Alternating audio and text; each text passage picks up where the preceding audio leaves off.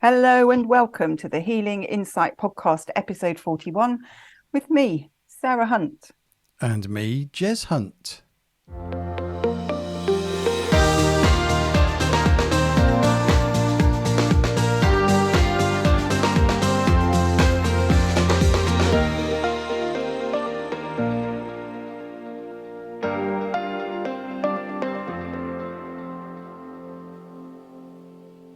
Hello and welcome. Hi, Jay. How are you? Here we are again. I can't believe we're back recording another podcast already. I know, it comes around really quick. Doesn't it? Just like Christmas. Someone said 32 days. Well, as of the day we're recording this, 32 days until the new year. So Wow. there you go. Not long to go. Not long to go. Indeed. 2023 coming in. Hopefully, it's going to be a really good year for a lot of people. Yes. We want a nice, positive year for everybody, don't we? That'd be nice. Time we saw some real good, big, positive changes, helping people to move forward. Well, dare I mention the weather today? It's a bit dank down in Bedfordshire. It was quite interesting last night, actually, Jay. I was at football training with Alicia and up in Cranfield, which is, as you know, is up on a very high hill. And the fog started coming down over the pitch. And thought, oh, it's going to be a real foggy, horrible journey home. But within half an hour, it had lifted again. Quite bizarre to watch. Interesting. Yeah. I remember leaving so being clear in Cranfield and then driving down the hill out of the village and it being really foggy. It's interesting. Now here it's just drizzle. It's miserable. It's drizzerable. Miserable. Drizzerable. Yes, drizzerable. Miserable, drizzerable. Yes. It's just that grey, misty drizzle on your face as you go walking. I went for my walk earlier, so. But yeah, it's just that part of autumn as it heads towards the colder weather where we get the frosts and things. We're in that interim part. So. We certainly are. We certainly are. And we also sound really excited about it, don't we? As you can tell with our tone of voice and how excited we are about the drizzle and the drizzerable weather we're having at the moment. I just noticed I'm being watched. I'm being watched by a pussycat. Okay. Interesting. Its ears are pricked up. It's watching me. I'm surprised Charlie. Oh no, Charlie's not downstairs. That's why Charlie's not seen it. Usually he would be running off down the garden, telling it to go away. It's just sitting on the bottom of the fence, looking at me. It's quite bizarre. Okay. Okay. So episode 41. What are we talking about what today, are we talking Sarah? about? Yeah. Today we're going to look at being self-serving versus selfish. Ooh. And this is something that came up in a conversation with a friend not so long back for me. And she said to me, are you self-serving? And I sat and I thought about it and thought, no, I'm not self-serving. I give to others. You're supposed to help others and be supportive of others, but not at the detriment of yourself. Mm-hmm. And the way that she put it to me was that we need to be self-serving first and foremost, because when we're self-serving, we're doing everything that is for our highest good. Yeah. And if we are looking after our own needs and doing what's for our highest good, then that allows energies to that kind of ripple out, because if you're happy and doing what makes your heart sing, then that has a knock-on effect on your family, your friends, your colleagues, everybody around you. It also allows you to put boundaries in place as well. It also stops you from being a bit of a rescuer or a savior. Yeah. Because, if you're looking after your needs first. You're not distracting yourself by trying to rescue somebody else who get themselves in a pickle. Mm-hmm. And so you're more likely, excuse me, you're more likely to try and empower people to help themselves rather than do for them. Does Yeah. that make sense? Yeah. So it's, to me, it's about learning to recognize that we make sure that we are doing the things that are important for us first, that are important for our higher self, our soul, that are important for making us happy. And I think we're programmed, aren't we, to believe that if we put ourselves first, we're being selfish. Yes. And actually we're not. And the thing is as well, if we don't put ourselves first, and I've done it myself so many times in the past where I've not put myself first, and my own needs first, where you just end up with things building up. The frustration builds up, the resentment builds up. Huh, I'm always having to do for you, but you never do for me. Um, and and and then the kind of can be a bit of an explosion. I've certainly done that in my younger days. um, and it's because I've not recognised that actually my own needs are important as well. And it comes back to self-worth, I think, as well, that you're worthy of putting yourself first. Yeah. I think the easiest way to, or the easiest sort of analogy I can put to it is for anyone that's ever travelled by plane, is when they take you through the safety routine before you take off. And one of the things they do is they talk about if the cabin depressurizes, whatever, the masks will drop down. Make sure you put your mask on you first before you help anyone else. And the sort of basic reason behind that is if there's a lack of oxygen, you're going to pass out potentially. So by having the oxygen mask on first, then you're able to support and help other people. Whereas if you try and help someone else first, you could black out and therefore not be any use to anybody in terms of helping others. So in very simple terms, that's what we're talking about. It's not being selfish to put yourself first, provided you're putting yourself first for the highest good of you and everyone around you, and you're not doing it to the detriment of somebody else.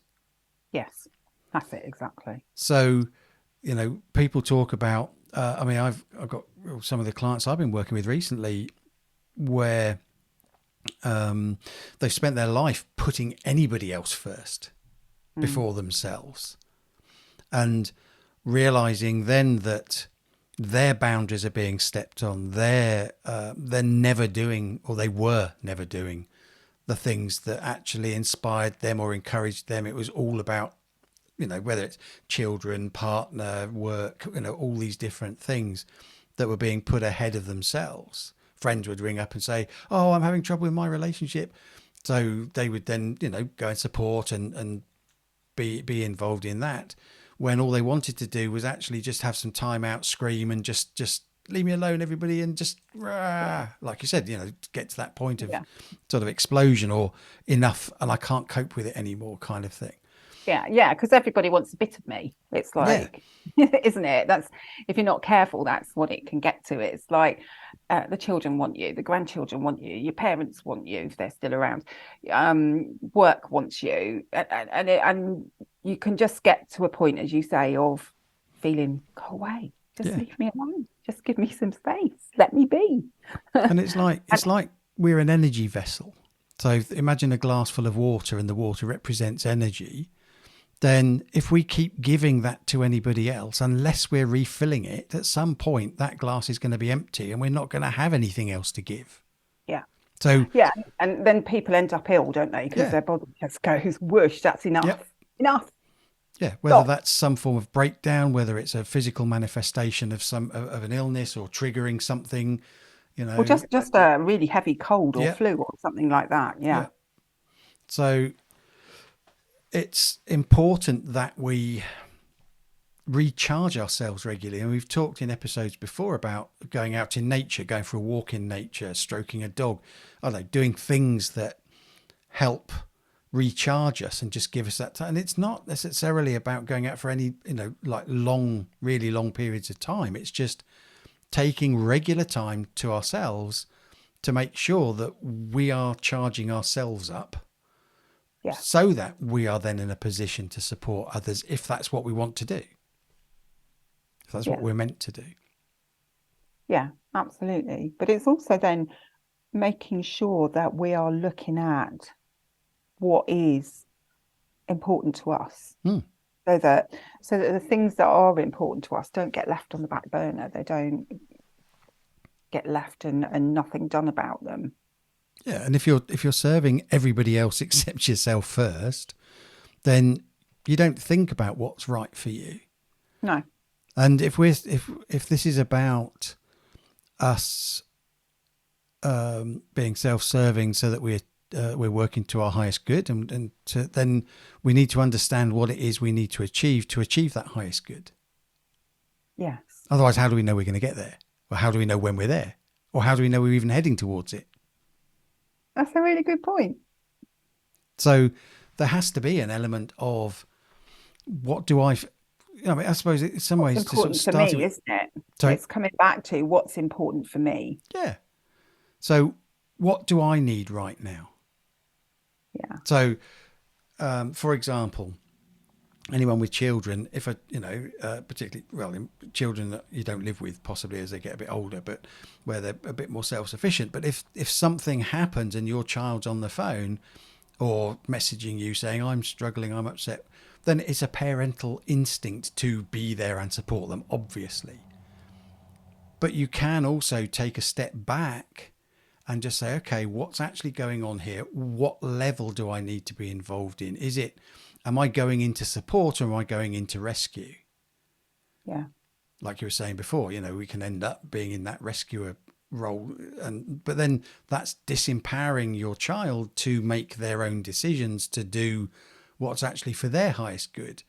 And if Yeah. they're in, just to give you an example, if they're struggling with their relationship, then maybe they need to learn that lesson without being pulled out of it, because that's their lesson to learn for the highest good for them, because there's something that they're going to need that lesson in future life.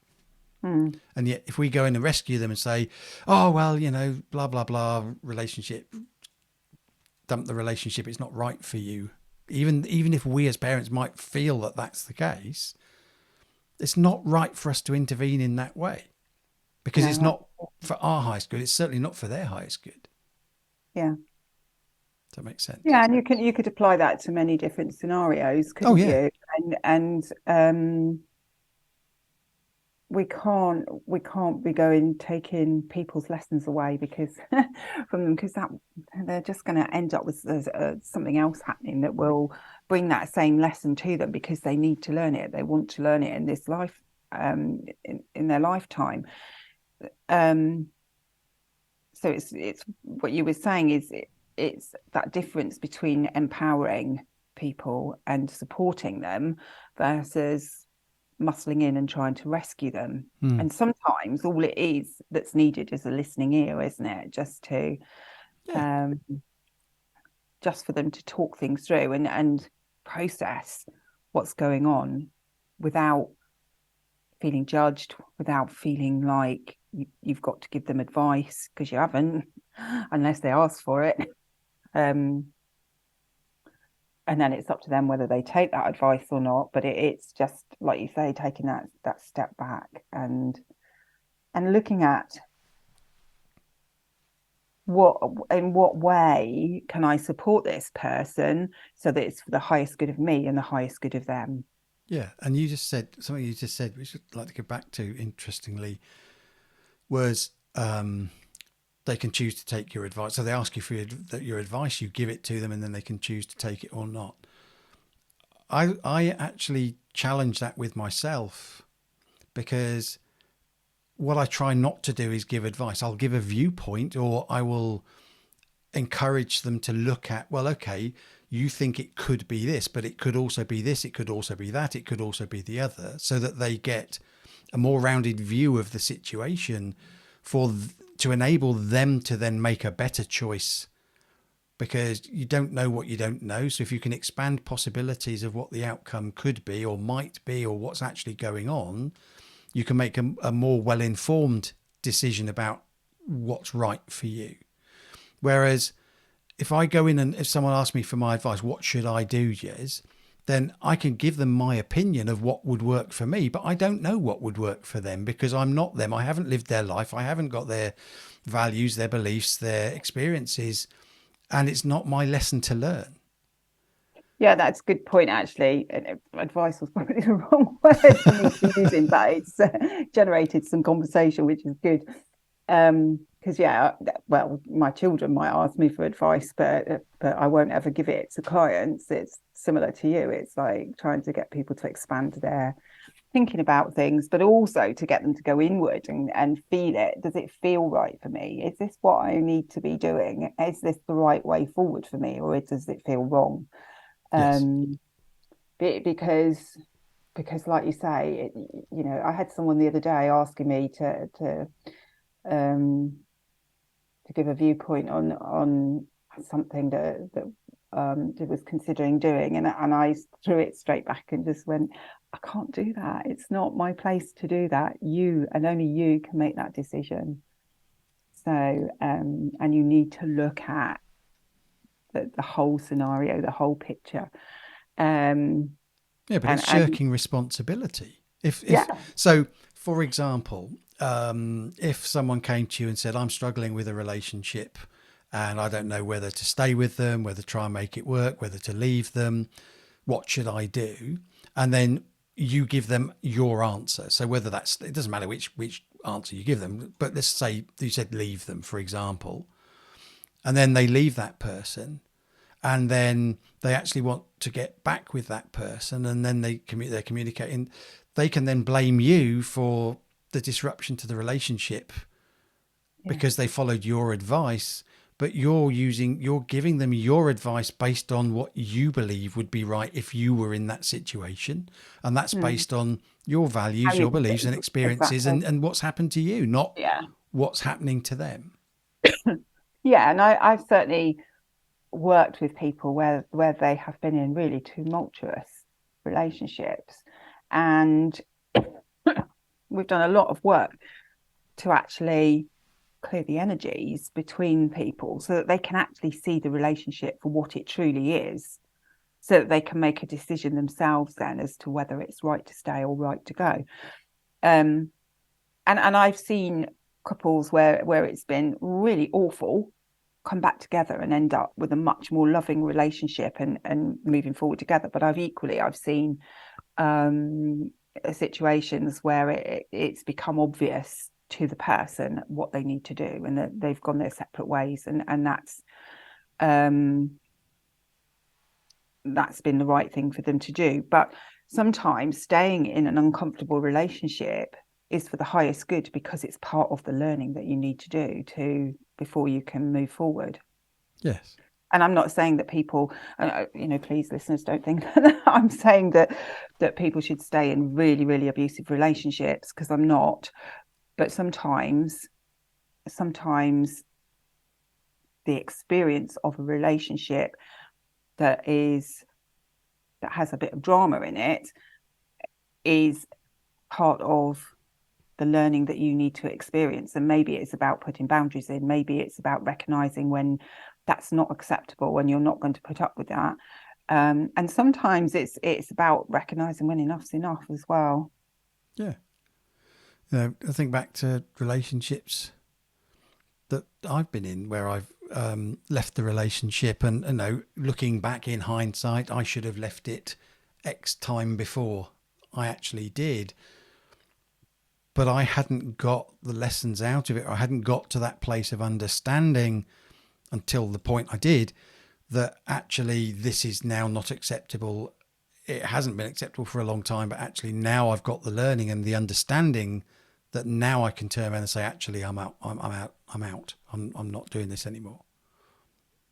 And Yeah. sometimes it does take that period of time. And when we look back, we can say, yeah, the warning signs were there. The signs were there. I just didn't see them because, Or didn't want to see them, or well, weren't ready to see yeah, them. yes, that's what I mean.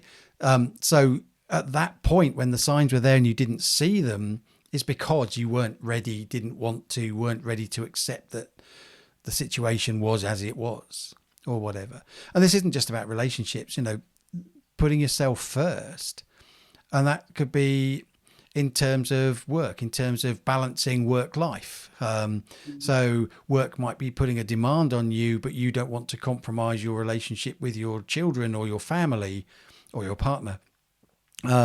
So you're then stuck in this, well, if I go to work and then that's abandoning my partner, but if I'm staying with my family, if I'm staying with my family, then that's abandoning work. It can cause conflict, but it's Yeah. doing it in the right way of what's right for you and getting that balance right, and not so taking the power back of what is right for me. And is it to work 60 hours a week plus try and run a family, or is it to run 40 hours a week and have more time with the family, or whatever variant of that is, just as a work example.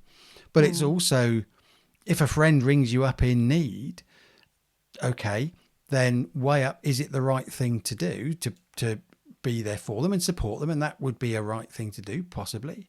But if they're ringing you up every 5 minutes or every week or every few days and it's always drama, drama, drama, drama, drama, then is it for your highest good to be there for them to moan at, to let off steam to all the time, if they're not learning lessons from it?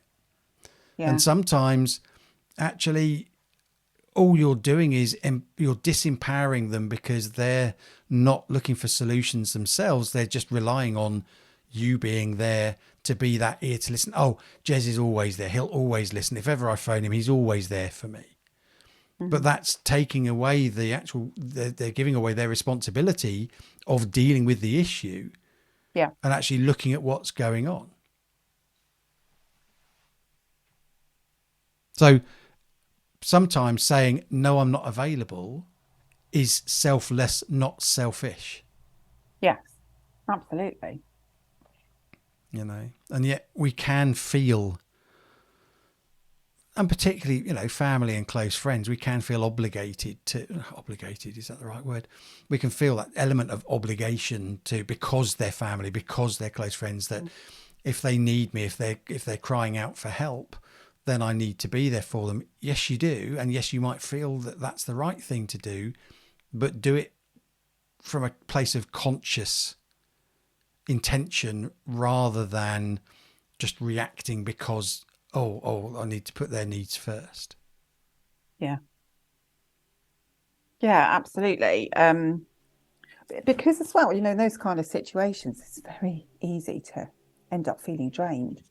Hmm. Um, Refill and your cup. you need to refill your cup. You do need to refill your cup. Um, but like you say, it's not being selfish. Saying no sometimes. Saying no is okay. And I think that's something that, a lot of people have difficulty with. I've certainly, over the years, I have struggled with saying no. But sometimes it is for our highest good to say, no, I can't do that. No, I'm not changing that. No, it's not convenient today. And that's okay. Yeah. Um, but I think, it can be difficult to say no because we're worried that people will perceive us as not being helpful, not being there when they needed them, whatever it might be. But to be able to really offer support, true support when it's needed, we've got to be in the right place ourselves so that we are supporting and not rescuing. Yes. Absolutely. So yeah, so we're not being selfish. I think it's very easy to consider people being selfish when they're putting themselves first. But if they're doing it for the right reasons, then it's not. It is really important. It's really important for us to put our needs first. Really important. And actually, if we're judging someone for being selfish, that's us. Judging ourselves. Well, it's us judging ourselves, yeah, because it's a reflection. But it's also we don't know what else is going on in their life. All we're worried about is what we think they should be doing because we need support. So actually, who is being selfish? Yeah, it's a good point, actually. Um, How dare you have a and we're not, life on your own? I need you right now. That potentially is a selfish attitude, a selfish point of view. yeah, And I know, and again, like you were saying, it's not about. I absolutely appreciate we all need support. We all need help at times. But it's just looking at, again, like I was saying earlier, it's increasing our awareness of what these different things are and why we behave in the way we do, why we react or respond in the way we do to certain situations. Because we have a greater awareness, a greater understanding, then we can make better choices. We can make better decisions. And if someone turns around and says, no, I can't right now, it's yeah, not them saying, no, I don't ever want to speak to you, and no, I'm not interested in supporting you. It's just them saying, it's not convenient for me right now. yeah. Let's arrange it tomorrow, or can we meet for coffee tomorrow? Can we do this, or do it another time? Mm. So it's just be aware of what's going on for you when these sorts of dramas and conflicts and things happen.